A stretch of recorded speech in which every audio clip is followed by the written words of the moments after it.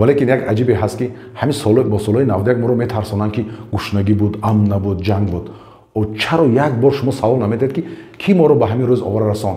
چی به یک بار نمیگوید که همین روسیه بود که سبب بود که ما در آنها باور کرده با آنها با یک دولت بودیم، ما رو در نیم راه پرتافتند. نه تنها پرتافتند، کمک هم نکردند. بر سوال خود برمیگردیم که پس چرا این بعضی مردم با آزادی خود، با عزت خود سر بلند نمیکنند؟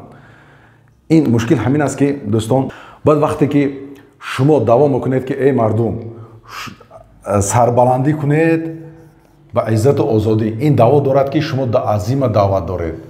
این عظیم آزادی و عزت و از این پنجم میگم نسل ما چطوری که گفتم این تاجدار و عظیم هست، از نسل خود دعوا میکنید.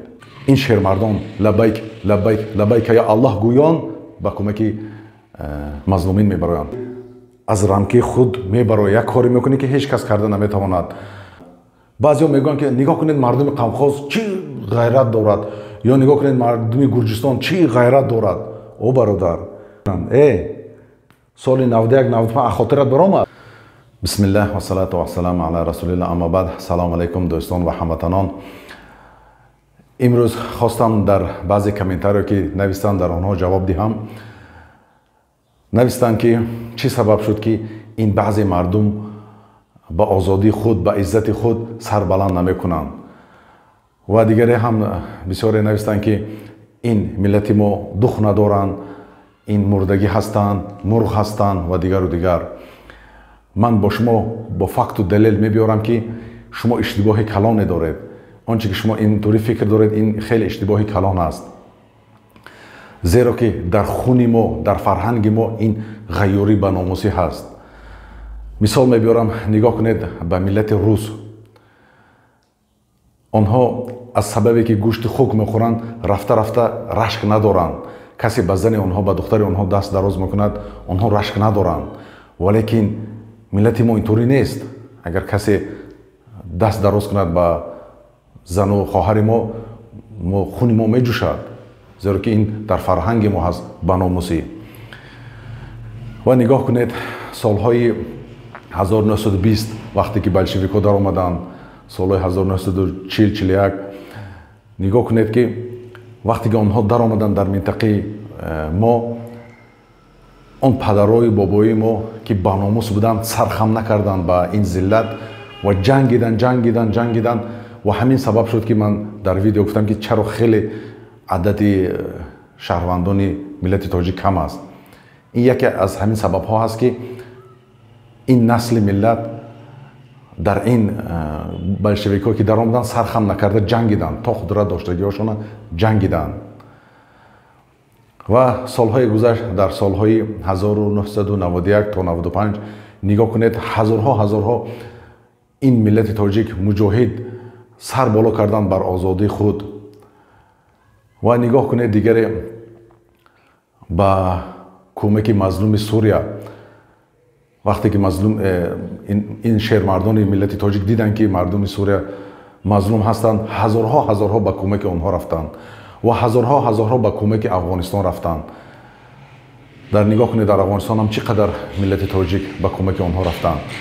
هر وقتی که ندایی که میشنوند که از طرف مظلومان، این شهر مردان لبیک لبیک لبیک یا الله گویان با کمک مظلومین میبرند. برای همین این شهر مردی، این بناموسی در ملت ما، در فرهنگ ما هست. بله درست هست که این سوال که میدهند که پس چی سبب هست که بعضی این مردم با آزادی خود، با عزت خود سر بلند نمیکنند؟ با این همه جواب میدهم.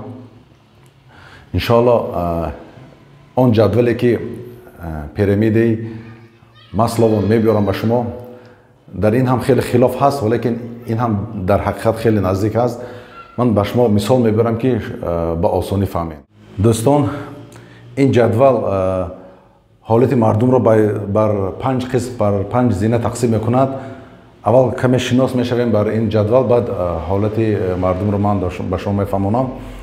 نگاه کنید، اولی آن فیزیولوژیکی потребности، یعنی خانه ساختن، خوراک، آب، خواب راحت، یعنی زندگی بردن، زندگی پدر و مادر و دیگر. و زینه دوم این безопасност یعنی شما خانه میسازید، در خانه شما هیچ دزد نمیدراید و در مهاجرت میروید، در خانه شما امن هست، یا به یک جای کاری میروید که هیچ کس در راه هم شما را یگان ضرری نمیرساند. سوم این جماعت است. وقتی که مردم خوراک و زندگیش تنج که شد، безопасностش که سرفایزه که شد، مردم نگاه میکنید حج میروند، مسجد در نمازخانه جمع میشوند، odдых یعنی بچه ها جمع میشن، هم صنفا هم کورسای میشن، بچه ها خانه میرن میشینند، یا گویم سفر پوتیوفکا میگیرن لبای بحر odдых میروند. اگر وقتی که خانه شما با خوردنی نباشد یا پدر و مادر شما خوبی راحت نداشته باشد، شما با زینه سیوم با سفر یا یک جای odдых میروید، انیخ که نه. برای همین هر این زینه به زینه میبراید. نگاه میکنید مردم статус چهارمش، زینه چهارمش статус общества. در اینجا رئیس ها هست، депутат ها هست، پرزیدنت هست، کارخانه ها، تجار. نگاه مثلا یک شخص نشون میدهد که همین آدم کی است، همه میدونند که این آدم رئیس کارخانه فلان بای بچه و پرزیدنت، депутат و غیره. در اینجا هم لیگاتیونست هم هست. بعد از این زینه پنجم، این زینه عظیمه، یک چیزی هست که از رمکی خود میبره، یک کاری میکنی که هیچ کس کرده نمیتواند، یک کاری میکنی که سالهای دراز نام تو در تاریخ بماند. این مثال میبرم، نگاه کنید قهرمان ها هستند، اسماعیل سامانی، فردوسی و غیره. و نگاه کنید پوتین، مثال حاضر زمان پوتین یک کسلی عظیم به گرفتار هست که او میخواهد که در تاریخ نام او سالهای دراز بماند. برای هم نگاه میکنید او در زمین اوکراین میدارد، هر یک کاری میکند که همطوری گوییم. یا مثال دیگر گوییم پرزیدنت تاجیکستان. پرزیدنت تاجیکستان پدر ملت، واه چقدر سخن زیبا، پیشوای ملت، واه اساسگذار صلح و وحدت، واه این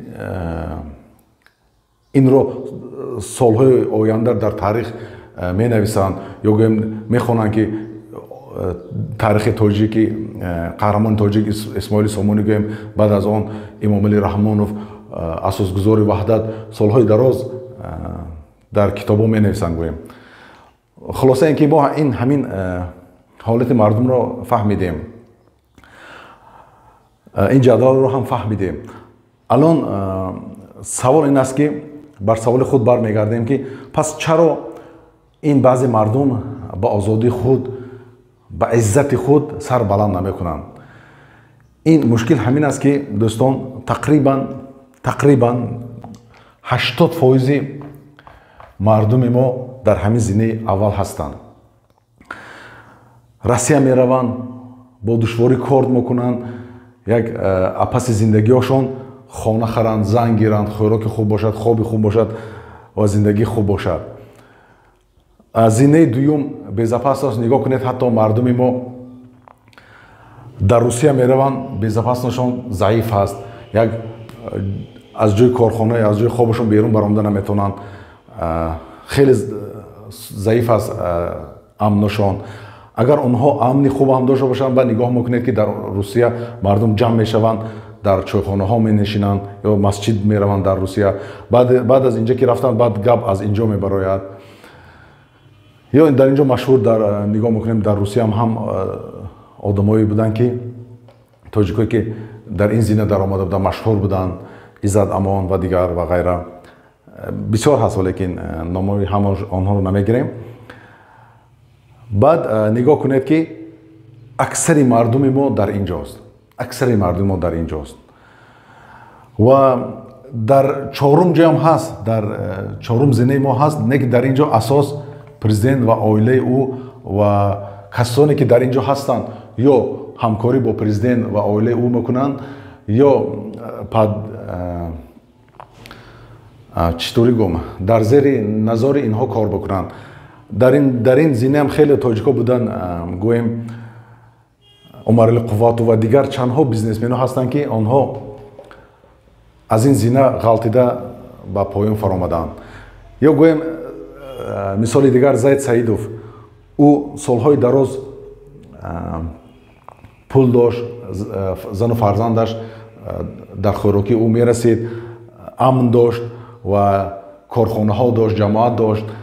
баъд ӯ легитимност депутат буд, як раиси чӣ ҳам буд, легитимност ҳам буд. вақте ки ӯ бар азима ки зина мегузорам гуфт, аз он ҷо оқибати ӯро дидем ки зиндонӣ шуд. алон на хоби роҳат дорад, на хӯроки хуб дорад, на амн дорад, на ҷамоат дорад, корхона ва на легитимност. дар ин ҷо ҳам ӯ статус хоини миллат гузоштан, ӯ ғалтид. خلاصه که در اینجا خیلی آدمی کم داریم و کسی که هستن با همین علاقه، با همین افطریتیت گوییم و 80% مردم ما در همینجا هستن. بعد وقتی که شما دعوا میکنید که ای مردم سربلندی کنید به عزت و آزادی، این دعوا دارد که شما در عزیمه دعوت دارید. این عزیمه آزادی و عزت. وقتی که شما با عزیمه دعوت میکنید، این مردم چی فکر میکنن؟ میگن که ای من زندگی خودم با دشواری برده ایستادم، تو مرا با عزیمه دعوت داری؟ همین سبب هست که بسیار مردم سر بالا کردن نمیتوانند، از سببی که آنها در این گروه هستند، در این زینه هستند و همه برنامه ریزی هست که مردم ملت تاجیک در همین زینه ماند. اکثر مردم ما 80-90% گویم که در همین زینه هستند که همین سبب هست که سر بالا کردن نمیتونند. شما میتونید این زینه رو غلامی گویید، یک عمری حیاتش فقط کارکنی کار میکند، زندگیش با دشواری میبرد، از پدر مادر و فرزندا و بعضی اکای خواهرشون هم زندگیشون از یک جوان در کتف یک جوان میشود و آن هم بررسی میرود و دیگر. پس دیگری هست که شما دعوا میکنید که ای جوان مردا سر بالا کنید. این یک جوان مرد وقتی که سر بالا میکند اینجا تهدید دارد. این برنامه ریزی هم هست که این جوانان رو تهدید میکنند. ای سال 91-95 خاطرت برآمد با تهدید بی‌زپسناس این مردم رو میترسونند. میگن ای خاطرت برآمد سال 91. برای هم نگاه کنید، حتما در کامنتار ها مینویسند که تو ما را دوای سالهای 91 میکنیم. این همین برنامه ریزی هست که مردم رو ترسانده بر زینه یکم دارن. بعد این جوان هم وقتی که سر میبردارد میگد که همه داشتن، زندانی کردن یا کشتن. این مشکل نیست، میگد من به خاطر وطنم سر برداشتم میگد. لیکن این برادر فکر میکند که اگر من زندانی شوم پدر مادر مرا که میخوراند، زن و فرزند مرا کی نگاه میکند. اکثر جوانان زیاده 3 ماه، نیم سال تا 1 سال هیچ ذخیره ندارند یا خود نگاه میکنید زن میگیرن، خانه مثلا با قرض این کارو میکنند. بعد این جوان فکر میکند که او برادر تو مرا در عزیمه دعوت داری، ولی که من عربی خودم با زور با دشواری کشیده شدم. برای همین او فکری عزیمه نمیکند. در حالتی که این عزیمه این نسل ما هست، تاجداران. این نسل تاجداران همین عزیمه ویلیچه هست. برای همین ما دعوت میکنیم که ای مردم شما کجا فرآمدین، برگردین به اصل خود. مردم تا همین درجه فرآمدن. این همه اینها برنامه ریزی هست که ما همه وقت در همین یکم زینه باشیم. و نگاه کنید، بعضی ها میگن که نگاه کنید مردم قمخواز چی غیرت دارد، یا نگاه کنید مردم گرجستان چی غیرت دارد. او برادر، مردم کافکاز اونها چطوری گم؟ اونها نگاه میکنه یا بیزنسمنن یا در پول دارن، پولی کلان ذخیره دارن که او زندانی شود، کشته شودن، مادر او زن او سالهای دراز زندگی کرده میتواند. یا نگاه کن اونها زمینی کلان دارن، یک چیز دارن که پدر مادر اونها در کوچه نمیمونند. لیکن وقتی که تاجیک ما سرش میخورند میگه که ای وقتی که من سر برشتم خیلی یک ҳатто аз ҷои кор ки рафт ӯ бача мусибат ба сараш мебиёд ки ман куҷо кор кунаму чӣ кор кунам. валлоҳу аълам ҳамин сабаб ҳаст. ва дигаре ин ки вақте ки як баъзе ҷавонон мардум мегӯянд ки мо пул дорем, захираам дорем, мо сар мебардорем. ин хеле мардум ҳаст дар ин гурӯҳ ҳаст. лекин онҳо ки сар ки бардоштанд чӣ мешавад? таҳдид амн. модари тура зиндонӣ мекунем, фарзандони тура зиндонӣ мекунем. таҳдидои модару фарзанду ин чизо. агар онҳо ту ки сар бардоште ки он дастрас карда натонанд, лекин таҳдид доранд бо амн модарат. ин чизҳоро хеле мо бисёртар дидем. ё хонаи туро кишида мегиранд, хешу тавори туро ба зиндонӣ таҳдид мекунанд. инам ҳамин ҳаст ки барномарезӣ ҳаст ки мардум ки сар ки бошанд ҳамин зина бо таҳдид мекунанд, мефароянд. одаме ки ин зина биромда, мисол гӯем ки шароити зиндагӣ хуб дорад, амни хуб дорад, дар ин ҷо мешинад. вақте ки мардум дар ин ҷо шиданд, як дар сари табоқ шидану хӯрок мехӯранд, ин ё дар масҷид мераванд, ин мардум аз чӣ суҳбат доранд? шумо фикр мекунед аз суҳбати хӯроку хона сохтан? На, инҳо суҳбат доранд, гапҳои инҳо мебарад аз табиқи чорум. мегӯянд ки фалон депутат ё фалон раис адл дорад, зулм дорад, адл надорад ва ғайра ва ғайра. гапи инҳо аз ин ҷо мебарояд. барои ҳамин чанд фоизе ки гуфтам дар ин ҷо мардум ҳастанд, онҳо барномарезиҳо карданд ки мардум ҳаҷ нараванд. вақте ки шумо ҳаҷ ки рафтед, дар ин сафаратон озодия мебинед, дар ин сафаратон як ислома мебинед. вақте ки хона ки баргаштед, қонун бароварданд ки ҳаҷ зиёрат бачаҳо нараванд ки бо одаме ки ҳаҷ рафт нақл мекунад ки ман чӣ озодию сарбаландия дидам гуфта. ҳамин хабар. ё масҷид мери, намоз мехонӣ, аз динат суҳбат мекунӣ, дини ту мегӯяд мардум ба ғайрату ба номус бошанд, лекин болобудигон мегӯянд ки не, сари зани ту луҷ бошад, кӯдакои ту аллоҳ мустаъан интури бошад. барои ҳамин барномарезӣ ҳаст ки мардум масҷид нараванд, ҳаҷрам одамои калонсор раванд, агар ки рафтанд хонаи онҳо зиёрат наравем. ва мардуми мо оддӣ гӯем, ҳамин нигоҳ кунед ки чанд фоизи мардуми мо як путёвка мегирад, як сафар оддих мерад. қариб ки адади хеле кам аст. чаро ки 80% ки дар ин ҷо монд, боқӣ инҳо 5%, 2%, 3% антури хеле кам мемонанд. ин ҳам хеле мо кам мебинем ки дар сафар ҳастанд, дар оддих ҳастанд.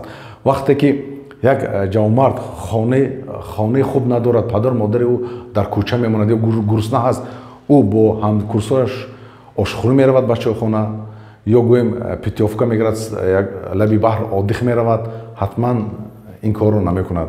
барои ҳамин дар ин зинаам хеле мардуми мо кам ҳаст. валлоҳу аълам, худо доност. валекин ҳамин сабаб ҳаст ки мардуми мо дар ҳамин саф гирифтор ҳастанд. ҳамин сабаб ҳаст ки ҳамин ҷавонони моро савол те, зиндагӣ ту ҳамин дар ҳаёт ту ҳамин дунёро чӣ дидӣ? фақат мегӯяд саҳаре мерам, то бегоҳ кор мерам, хона мерам, хона месозам, зан мегирам, падару модарро мехӯронам, мегӯронам, ҳамин чиз. ҳеҷ ӯ аз дуюм, сеюм, чорум зина гап намезанад. ва ин чорум зинаам мардумро манъ мекунанд ки шумо ҳеҷ мушкил нест дар ҳамин зина бошед, валекин дар сиёсат қӯшӣ нашавед. дар ин ҷо будани шумо мушкил нест, лекин дар зинаи дуюм, сеюм мушкил аст. вақте ки шумо масҷид рафтед, ин кардед, шумо аз зинаи чорум гап мезанед ва аз зинаи панҷум гап мезанед. насли мо чӣ торе ки гуфтам, ин тоҷдору азима ҳаст, аз насли худ давом мекунед.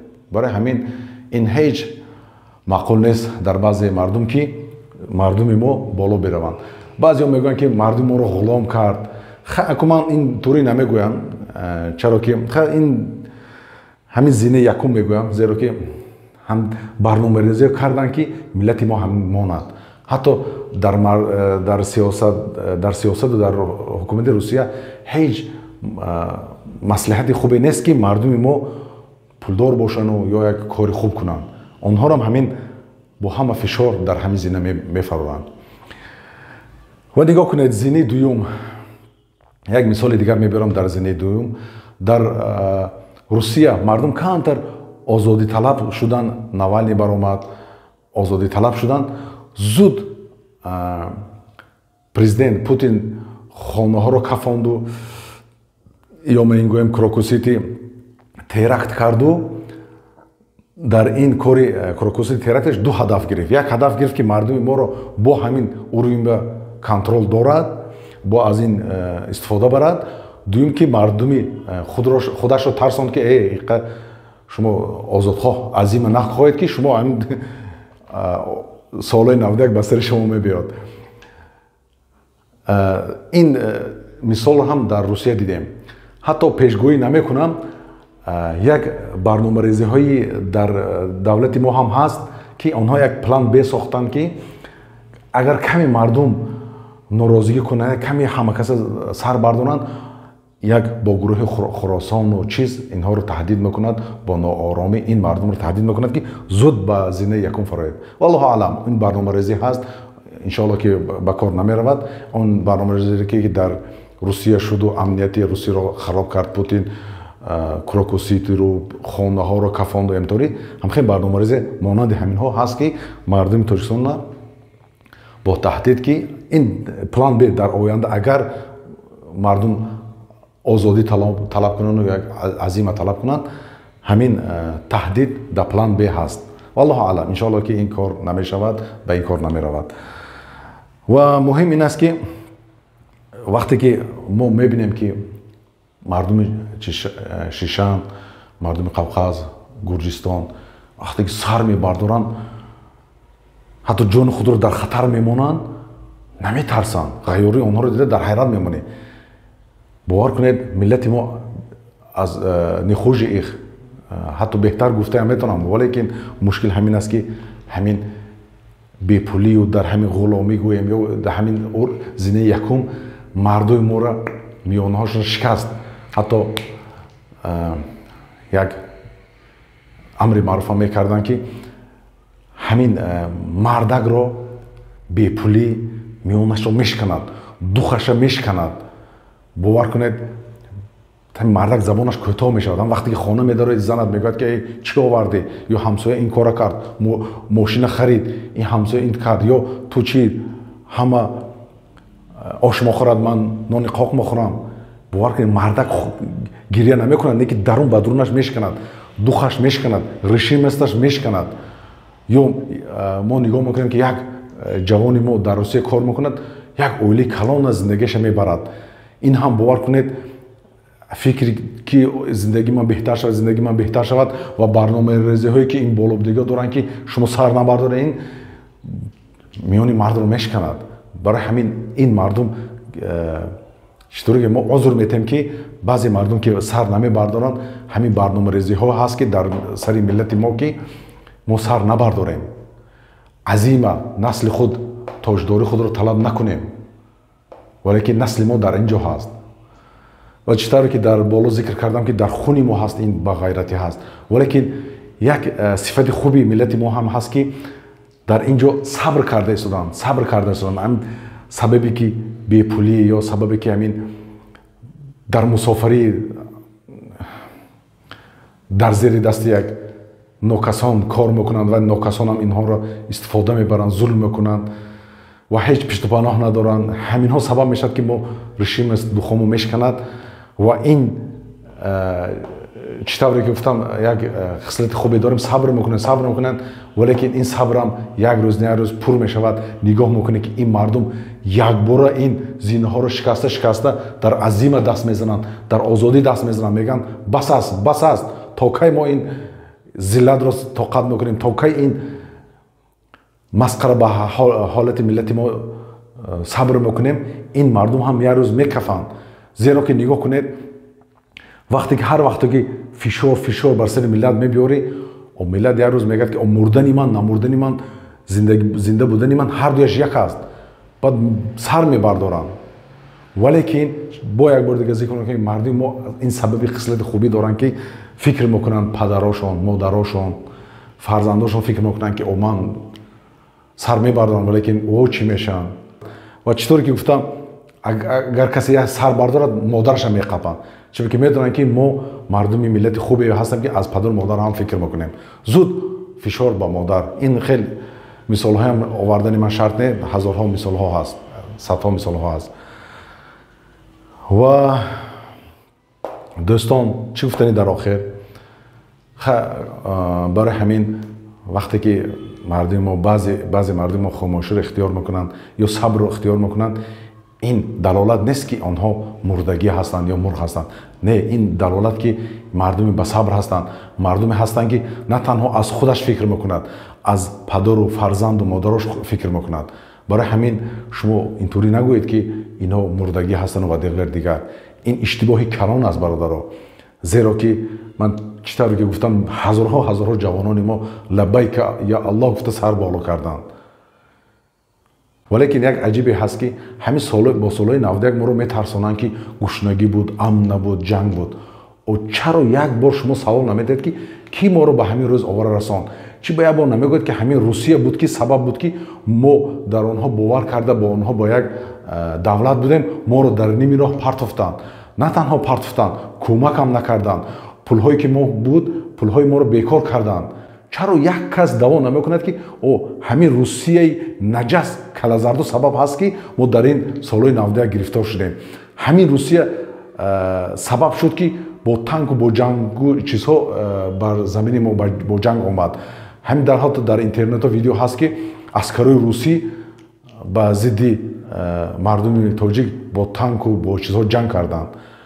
چرا هیچ کس یک بار روسیه رو کلازاردو رو گناهکار نمیکند که شما ما رو در همین حالت آوردید، شما ما رو در نیم راه پرتافتید، شما ما رو در همین جنگ تله کردید و شما بایگری ما رو گرفتید و شما تهدید دارید با جنگ دیگر و با همین وینی بعض رو به پول میگیرن، بایگری تاجیکستان رو به مفت میگیرن و مردم ما رو در زینه یکم داشته و با جنگ اوکراین استفاده میبرند و غیره و غیره.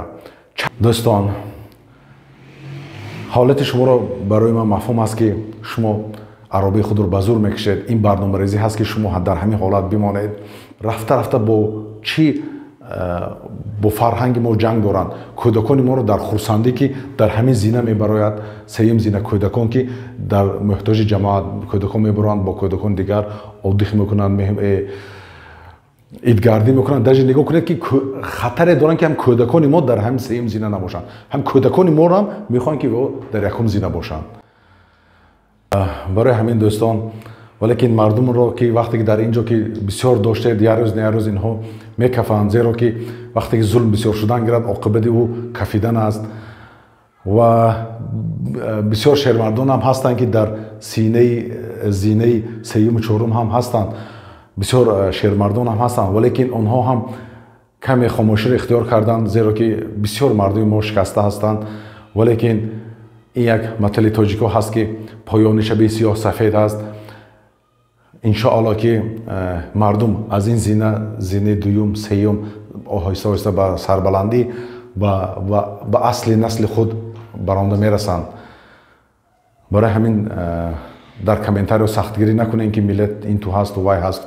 باور کنید این ملت هر یک شهرمرد دارد که من با چشم خودم دیدم که هر یک مرد بودن که باور کنید خود رو برای فدایی برای وطن ملت تیار هستند و این شهرمردان رو باور کنید خصلت خوبشان اونها رو می‌دارد که آنها صبر میکنند. خیلی مردمی با صبر هستند. ان الله شما رو به خداوند میسپارم.